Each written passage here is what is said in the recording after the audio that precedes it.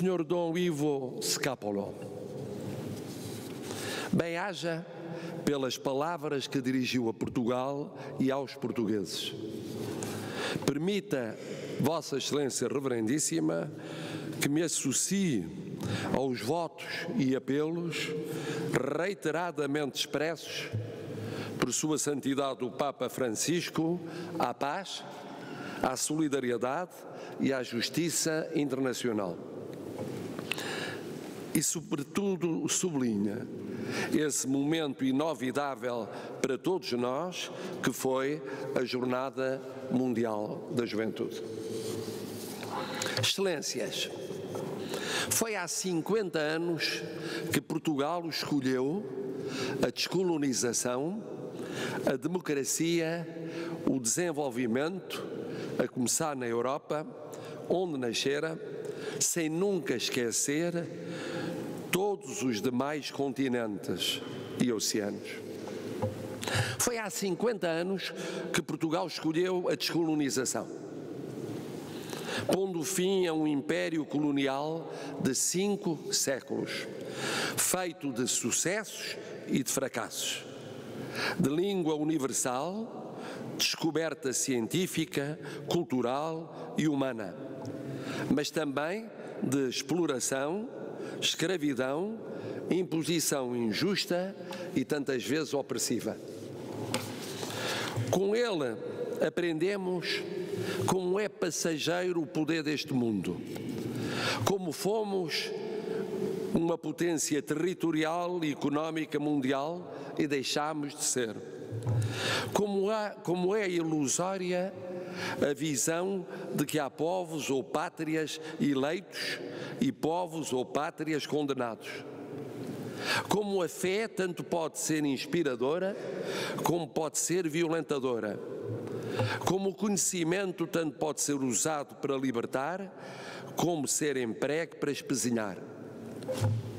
Aprendemos mais que o que pode ficar de bom e até mesmo fraternal depois dele exige que se lhe não siga a arrogância de querer continuar por outras formas a impor dominações económicas, sociais e políticas que só afastarão em vez de unir, criarão fossos, ressentimentos e ódios em vez de pontes, esperanças e solidariedades. Alguns a isso chamam o fim dos impérios. Foi há 50 anos que Portugal escolheu a democracia e com ela a liberdade apenas esboçada nos acidentados tempos do liberalismo monárquico e republicano, frágeis, interrompidos por uma guerra civil e por ditaduras. E com as lições dessa longa saga para a liberdade e a democracia, aprendemos que viver em liberdade e construir democracia é cada vez mais difícil, que é obra de cada dia, sempre inacabada e imperfeita, que supõe, além da liberdade pessoal e de participação política, a liberdade económica, social e cultural, que estas requerem menos pobreza, menos desigualdade, menos exclusão. Aprendemos ainda que a democracia só existe quando se respeita a dignidade da pessoa, que essa dignidade não pode ter cor, não pode ter credo, não pode ter raça, não pode ter supremacias de origem, de fortuna, de privilégio pessoal, familiar, de classe ou de território. Tal como aprendemos que a democracia, além de assentar nessa dignidade inalienável, supõe instituições e processos democráticos que tornem impossível que um só ou alguns só predestinados decidam o destino dos outros. Foi há 50 anos que Portugal escolheu o desenvolvimento. Por si só, o fim do império colonial e a democracia já rasgavam novos caminhos de diálogo, pluralismo, aceitação do diferente, abertura ao mundo, vivência do direito internacional, conjugação de fraternidades, alianças, parcerias com multilateralismo, procura da paz, uso da diplomacia e do entendimento para atingir. Mas o desenvolvimento integral, que depois se enriqueceu com o desenvolvimento sustentável, tinha de ir mais longe, marcar o fim das tentações neocoloniais e construir a democracia de um único modo duradouro. O combate à guerra, à miséria, à ignorância, à sujeição, ao sacrifício intergeracional, à destruição das pessoas como da natureza. E no centro desse desenvolvimento, o reencontro com a Europa. Excelências, este foi o sonho de há 50 anos. O sonho dos jovens capitães de Abril, o sonho do povo que o votou e da Constituição que o consagrou e foi aprofundando no tempo.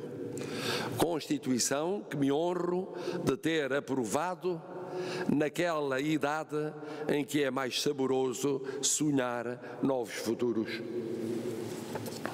Nestes 50 anos, ele nos conduziu a muitos sucessos, mas por igual ficámos aquém de cumprir outras vezes, ou porque fomos desatentos, ou porque demorámos mais a perceber e a agir, ou porque pura e simplesmente envelhecemos nas ideias, nas instituições e nas pessoas.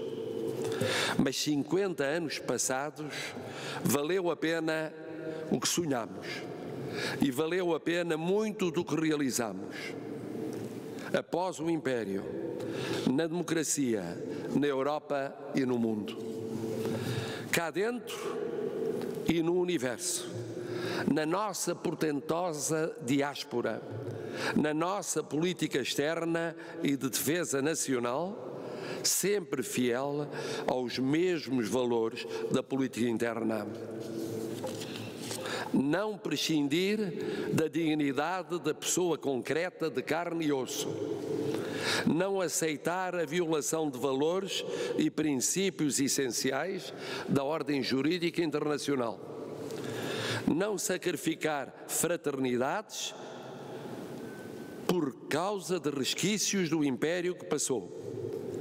Não faltar a alianças, a parcerias, a conjugações de esforços, na construção da paz, da justiça, da concertação, de tudo aquilo que aproxime sem questionar os valores e princípios fundamentais. Não pensar ou agir como monopolistas da verdade ou proprietários da razão absoluta. Não julgar os outros, povos ou Estados, com a visão da culpa coletiva. Visão essa errada, que legitima a ação armada contra pessoas inocentes, a somar-se à violação de valores jurídicos universais, que legitima o terrorismo desumano contra toda uma sociedade e nela os mais frágeis, apenas porque eles devem pagar pelos seus governantes, que legitima que aqueles que se afirmam democratas e não autocratas considerem que só o abandono da democracia é eficaz para combater o terror ou a autocracia. Numa palavra, não ceder aos fundamentalismos que dividem, que fragmentam, que constroem barreiras insuperáveis no convívio entre pessoas, sociedades e Estados.